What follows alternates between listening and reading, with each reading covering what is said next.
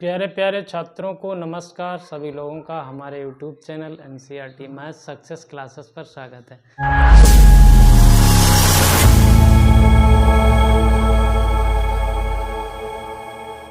आइए हम लोग एक्सरसाइज 5.1 को कर रहे हैं। उसी के क्रम में क्वेश्चन नंबर 21 पर पहुंच चुके हैं। तो देखिए हम लोग 21वां क्वेश्चन करते हैं। अच्छा, एक चीज़ और बता दें आप लोगों को, आपने हमारी 5.1 की इंट्रो वीडियो नहीं देखी हो तो वहाँ से ज़रूर देख लें। हमने लिंक दे दिया है डिस्क्रिप्शन बॉक्स में, वहाँ से ओपन करके आप लोग देखें। तो उससे ही संबंधित हमारा ये क्वेश्चन भी है। यहाँ पर देखिए दो प्रकार से, जैसे यहाँ पर देखिए फंक्शन ऑफ एक्स में sine X plus cos X, एक ये भी फलन है, इसको माना जाए तो ये भी एक फलन है। दोनों फलनों का योग है, यहाँ पर घटाना है, यहाँ पर गुणा है। तो इस प्रकार से एक प्रमेय हमने उसमें बताई थी, जिसमें हमने आपको बताया था कि यदि कोई फलन फंक्शन ऑफ एक्स हो कोई भी, और कोई दूसरा भी इसी प्रकार से फलन हो gx, और ये दोनों फलन किसी बिंदु x बराबर c पर संतत हो। देखिए थोड़ा शार्ट में बता रहे हैं। तो फिर वहाँ पर 3-4 प्रकार से रिजल्ट आया था। पहला रिजल्ट था कि तब ये दोनों, इनका अगर योग कर दिया जाए तो इनका योग भी उसी C बिंदु पर x बराबर c पर संतत होगा। ये बात हमने उसमें बताई थी। अगर आप देखते हैं तो ठीक है, अगर नहीं देखते हैं तो यहाँ समझ लीजिए। दूसरी बात थी उसमें कि यदि इनको घटा दिया जाए आपस में तो इनका घटाना भी जो भी फलन बनता है घटाने पर, हमारा घटाना भी x बराबर c पर संतत होगा। ये भी बात हम लोगों ने पढ़ी थी, संतत होगा। ठीक है। अच्छा ठीक है, हम लोगों ने जोड़ कर लिया, घटाना कर लिया। यदि इनका गुणा कर दिया जाए तो इनका गुणा भी संतत होगा x बराबर c पर। ठीक है। अच्छा, एक चीज़ हम लोगों ने और देखी थी, यदि इनका भागफल कर दिया जाए, जैसे fx को ऊपर बटे में gx कर दिया जाए तो ये भी संतत होगा, बट वो थोड़ा सा छोड़ के gx is not is equal to 0, इतनी बात को छोड़कर, क्योंकि यदि यह 0 हो जाता है तो फंक्शन ही अनडिफाइन हो जाएगा, अपरिभाषित हो जाएगा। ये भी हमारा ये फलन भी x बराबर c पर संतत होगा। इतना हम लोगों ने सीख रखा है, ये मान के चलते हैं। तो देखिए यहाँ पर यही चीज़ है, थोड़ी चौथे पॉइंट की बात नहीं है, 3 पॉइंट हमारे यहाँ लागू ही हो जाएंगे। तो देखिए हम लोग कंटिन्यूटी को चेक करने के लिए देखिए किस प्रकार से हम लोग देखते हैं।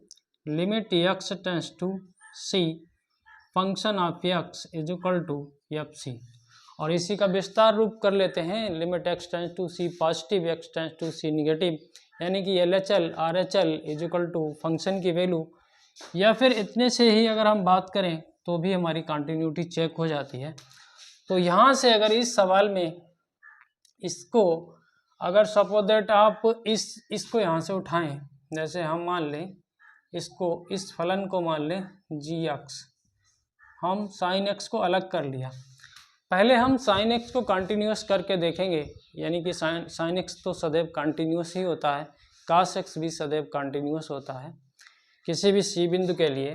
तो इसकी कंटिन्यूटी करके दिखाएंगे, फिर इसकी कंटिन्यूटी को करके दिखाएंगे, फिर दोनों का योग जो है और घटाना और गुणा, इस प्रमेय के अनुसार इसका सलूशन करते हैं। तो सबसे पहले हम इस sin x को कंटिन्यूस करके देखेंगे, फिर इस cos x को, फिर इनके योग को यानी कि जोड़ को हम कंटिन्यूस इस प्रमेय के अनुसार बता देंगे। तो देखिए हमने gx sin x कर लिया है, और इसको आप hx कर लीजिए, इसको cos x कर लेते हैं। इन दोनों फलनों को हम लोग कंटिन्यूस देखेंगे कैसे, और इस फार्मूले से करेंगे। देखिए इस फार्मूले से, तो देखिए सबसे पहले हम यहाँ पर यक्स इज इक्वल टू सी बिंदु पर कर रहे हैं, तो जी सी निकालेंगे तो कितना आएगा साइन सी, इतना आपने समझ लिया। फिर देखिए लिमिट यक्स टेंड्स टू सी, और यहाँ पर चूँकि हम जी एक्स ले रहे हैं तो जी एक्स करेंगे। फिर देखिए लिमिट, अब देखिए यहाँ पर देखिए यक्स का मान यक्स बराबर हम सी प्लस एच रखेंगे, यक्स बराबर हम क्या रखेंगे सी प्लस एच, तो देखिए जी सी प्लस एच, और जब हमने यक्स बराबर सी प्लस एच रखा है तो हमें एच की लिमिट भी ज़रूरत पड़ेगी। तो यक्स बराबर हमने C plus H tends to X, ऐसे अगर समझें यक्स का मान यहीं पर सी रख लें तो देखिए एच टेंड्स टू जीरो, तो देखिए हमने यहाँ पर लिमिट को एच टेंड्स टू जीरो कर दिया है। अब देखिए limit H tends to zero, और देखिए हमारा फंक्शन तो जी एक्स बराबर साइन एक्स है, तो एक्स की जगह आप सी प्लस एच लाएँ, तो देखिए साइन सी प्लस एच। अब देखिए इसको अगर आप तोड़ना चाहें ए प्लस बी के फार्मूले से तो तोड़ भी सकते हैं, या फिर ऐसे ही, तो देखिए limit H tends to zero होता क्या है, देखिए होता क्या है साइन ए प्लस बी बराबर होता है sign A cos B plus cos A sine B, इस प्रकार से साइन ए प्लस बी का फार्मूला होता। तो यहाँ तोड़िए साइन सी कॉस एच, साइन सी कॉस एच, ठीक है। फिर देखिए कॉस सी और साइन एच, ये हो जाएगा। अब यहाँ एच की लिमिट को रख दीजिए, तो देखिए sine C into cos zero plus cos C into sine zero, तो देखिए कॉस जीरो तो 1 होता है और साइन जीरो 0 होता है, तो ये पद 0 हो गया, तो कुल मिला के आपके पास आ गया साइन सी। तो हम लोगों ने यहाँ पर दिखा दिया है कि limit x tends to C g x is equal to g C, ये मान बराबर आ गए, तो हम लोग कह सकते हैं कि जी एक्स बराबर सी पर संतत फलन है, संतत फलन है, ठीक है। हमने साइन एक्स को एक्स बराबर सी पर संतत दिखाया है, तो इसी प्रकार से हम लोग कॉस एक्स को भी दिखाएंगे, तो देखिए इसी प्रकार से हम लोग कॉस एक्स को भी दिखाएंगे। तो ये तो आप लोगों ने समझ लिया कि हमारा साइन एक्स किसी बिंदु सी पर कंटिन्यूअस हमेशा होता है, ठीक है। तो देखिए अब देखिए हमारा फलन एच एक्स बराबर कॉस एक्स है और हम एक्स बराबर सी पर ही काम कर रहे हैं, तो एच सी निकालेंगे तो कितना आ जाएगा कॉस सी। अब देखिए limit X tends to C H X, ऐसे करिए limit H tends to zero, अभी जैसे हमने किया था, यानी कि एक्स बराबर सी प्लस एच रखेंगे, सी प्लस एच रखेंगे। ये देखिए ये थोड़ा सा आपको लग रहा होगा कि यहाँ भी एच है और यहाँ भी एच है, तो इसको आप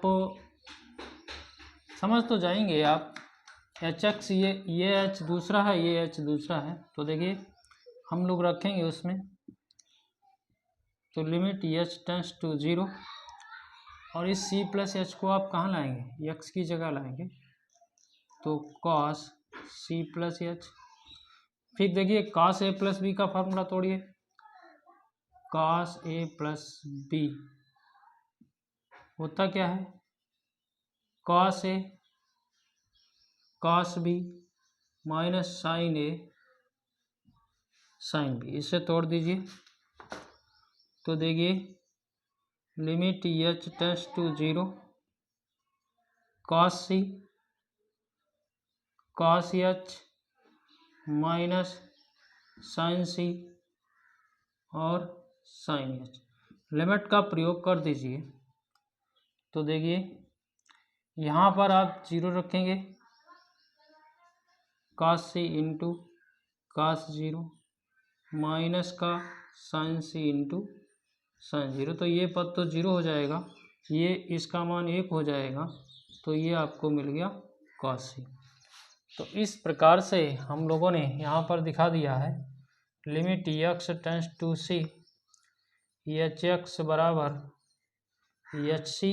तो हम कह सकते हैं कि x बराबर c पर एच एक्स जो कि हमारे पास cos x है, x बराबर c पर एच एक्स संतत फलन है, संतत फलन है। तो देखिए ये हम लोगों के सवाल की ही प्रक्रिया है, इन दोनों को आप करके दिखाएंगे, ठीक है।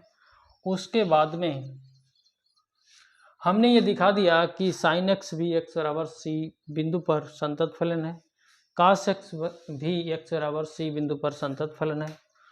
तो अब हम देखिए कैसे करते हैं। अब हम सॉल्यूशन इस पार्ट की बात करते हैं ए की। तो देखिए हमने इसको gx कहा था, इसको ehx कहा था, तो हम लिखेंगे यहाँ पर कि gx और ehx दोनों फलन x बराबर c पर संतत फलन है, जो कि हम लोग करके दिखा चुके हैं। तब फंक्शन ऑफ x बराबर gx प्लस hx फलन भी x बराबर c पर संतत फलन है, ठीक है। इस प्रकार से आप दिखा सकते हैं। तो जब हमने इसको करके दिखा दिया है तो इसी तरीके से इसको भी आप कह सकते हैं, बी पार्ट को भी यही चीज़ लिख सकते हैं, gx और hx दोनों फलन x बराबर c पर संतत हैं। तब fx बराबर आप लिख सकते हैं gx माइनस hx, या आप कह सकते हैं sin x minus cos x फलन भी x बराबर c पर संतत फलन है। इसी आधार पर, इस प्रमेय के आधार पर सी पॉइंट को भी हम लोग कह सकते हैं, जैसे हमने इसको hx और gx कहा है, gx और hx फलन x बराबर c पर संतत फलन है, ठीक है। इसलिए यानी कि इसलिए या फिर तब fx बराबर gx इंटू hx या फिर sin x into cos x फलन भी x बराबर c पर संतत है, ठीक है। इस तरीके से हम लोगों ने इस क्वेश्चन को बड़ी आसानी से कर लिया। देखिए हम लोग अब क्वेश्चन नंबर 22 पर आ गए हैं, तो इसको भी देख लेते हैं। कोसाइन, इसका मतलब है कॉस से, कोसेकेंट इसका मतलब है कोसेक से, इसको सेकेंड इसको सेक के फंक्शन कहेंगे, इसको कॉटेजेंट, इसको कॉट फंक्शन कहेंगे। तो देखिए अगर हम इस वाले फलन की बात करें तो देखिए इसको हम fx बराबर cos x कह सकते हैं, cos x। अच्छा, अभी हम लोगों ने 21 नंबर सवाल में cos x को ही एक x बराबर c यानी कि जो कि वास्तविक बिंदु है उस पर हमने अभी कंटिन्यूस करके आपको दिखाया था। तो बिल्कुल उसी प्रकार से आप इसको कंटिन्यूस करके दिखा सकते हैं पूरा अगर सलूशन लिखना चाहें तो, या फिर इसको ऐसे ही cos x फलन सदैव संतत होता है, क्योंकि अभी हमने किया है 21 नंबर सवाल में, तो वहाँ से आप उसको नोट कर सकते हैं। तो ये तो बात ख़त्म हुई इसकी। अब देखिए हम लोग इसको तो इसी प्रकार से हमने करके दिखा दिया क्योंकि पीछे कर चुके थे। यहाँ पर देखिए कोसेक, इसको अगर हम लिखें तो ये कोसेक एक्स है, ये ठीक है। अगर कोसेक एक्स को थोड़ा सा सही से लिखना चाहें तो 1/sin x है, ठीक है। अच्छा, हम लोगों ने यहाँ पर देखिए ये पढ़ रखा है f(x/g(x), और जहाँ g(x) is not equal to 0, x बराबर c पर ये फलन भी संतत होता है यदि हमारा f(x) और g(x) दोनों संतत फलन है x बराबर c बिंदु पर। तो देखिए इस आधार पर 1/sin x भी संतत फलन है, लेकिन भाई मेरे यहाँ पर ये sin x does not is equal to 0 रहना चाहिए। तो हमारा ये जो f(x) है यानी कि कहना चाहिए ये कोसेक x है, तो ये भी संतत फलन है, but sin x is not is equal to 0 होना चाहिए। तो ये हम लोग लिख सकते हैं यहाँ पर भी cosec x does not is equal to n pi. मतलब देखिए n बिलोंग्स टू इंटीजर, मतलब यहाँ पर 1 ले सकते हैं, 2 ले सकते हैं, -1 -2, और integer n belongs to integer ये नहीं होना चाहिए। इसको छोड़ के बाद बाकी सभी मानों पर हमारा 1/sin x संतत फलन है, यानी कि कह सकते हैं कोसेक x संतत फलन है।